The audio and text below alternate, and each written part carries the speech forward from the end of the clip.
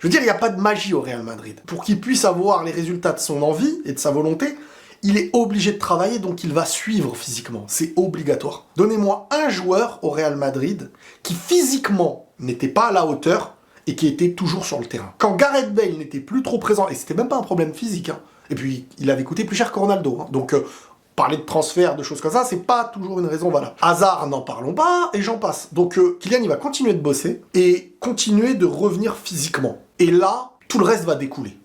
Parce qu'on sait que c'est un mec, il est finisseur, il sait finir. Les déplacements n'étaient pas mauvais, j'ai trouvé des déplacements intéressants. Mais ce qui facilite ça, c'est l'entourage.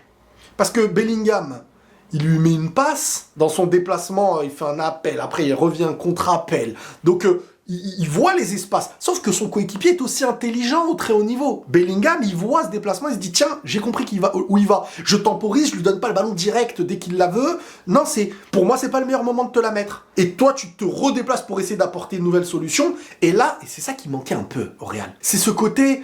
Vinicius, il allait au bout de sa course, Rodrigo, il allait au bout de sa course, Bellingham, il fait un petit peu tout, mais il manquait cet attaquant qui cherchait le positionnement du but. Et ça, Mbappé, il l'a, qu'on le veuille ou non. Comme Benzema l'avait sur la fin de carrière, etc. Ce truc de... Toi, tu sais que ton travail, en priorité, c'est quand même d'amener à marquer des buts, d'avoir des déplacements quand même de buteur, etc.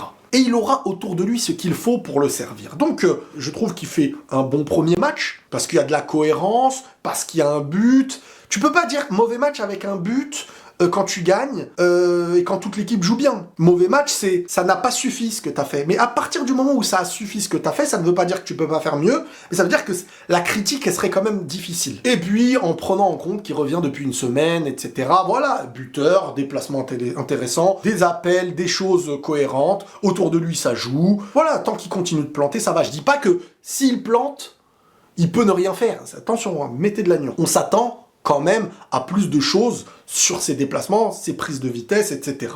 Tu penses qu'on repart pour une nouvelle saison de transition, MDR? C'est ironique. Bah, la transition, en fait, à partir du moment où tu as toujours les mêmes leaders, globalement, et que tu es sur un point fort, que tu es dans une phase du haut niveau footballistique, c'est pas une transition. Paris est en transition aujourd'hui. Ils ont perdu leurs joueurs et ils sont dans la recherche d'un nouveau sommet, d'une certaine façon.